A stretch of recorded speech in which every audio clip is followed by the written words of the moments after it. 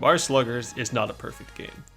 We have definitely experienced our fair share of glitches while playing, but usually they're just cute little things that aren't really useful or possible to replicate. However, a glitch was recently discovered that is not only replicable, but also extremely interesting, and gives us insight into remarkable mechanics in Mario Sluggers.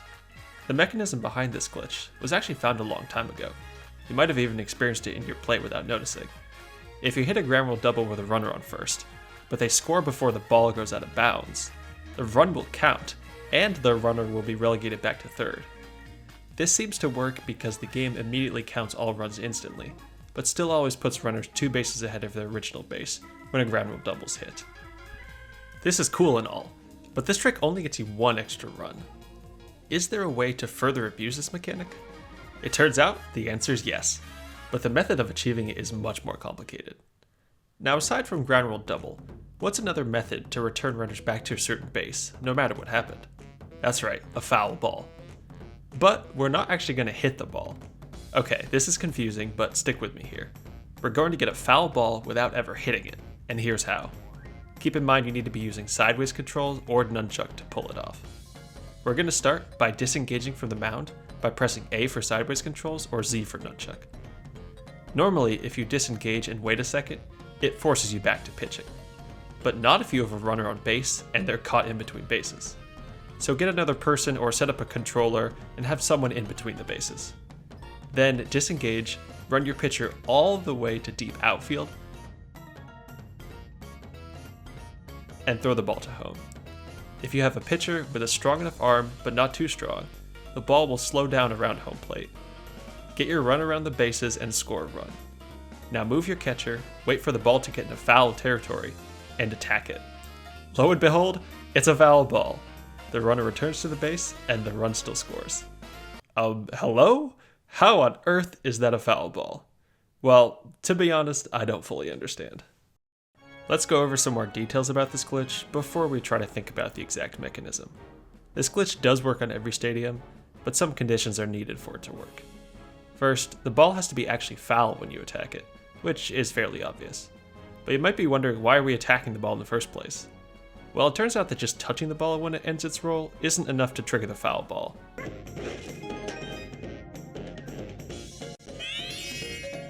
Diving into it doesn't work either.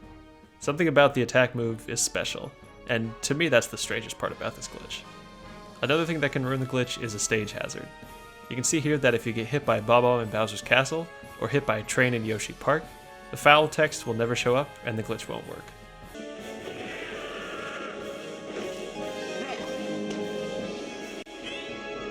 Throwing the ball into a pipe also ruins the sequence.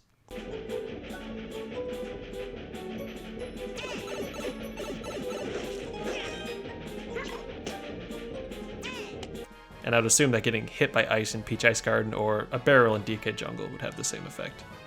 If you manage to avoid those things, there's some super cool things you can do with this glitch. The obvious one is to be able to score as many runs as you want without the hitter doing anything. You can even fill up the bases and get 3 at a time.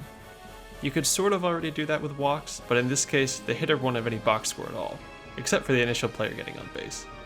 However, you cannot say you did it on 0 pitches. If you look closely, you can see the strike counter go up by 1 every time you do the glitch. So yes, the game does recognize it as an actual foul ball, even though no pitch was thrown and the bat was never swung. It works at first and third base too, so it has nothing to do with the ball crossing home plate.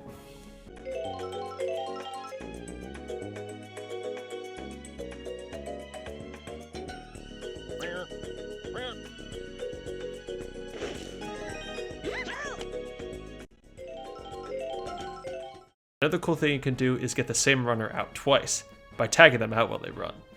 They'll return to the base as normal, completely unaware of how embarrassed they should be. In the end, this glitch isn't useful at all in competitive play or even playing against the CPU. But it's still an interesting insight into the game's mechanics, and raises some questions that can definitely be explored. A couple of the questions have already been answered. For example, if you do this with a winning run, the game just ends and it doesn't count the foul ball. You can't cancel the game-winning sequence at all. And we already understand the scoring aspect since we've seen the ground rule double glitch before. But the main avenue I want to look into is why the game thinks this is a foul ball. When thinking about this, my mind goes back to the dead ball glitch. But that was after a hit, so it was a little different.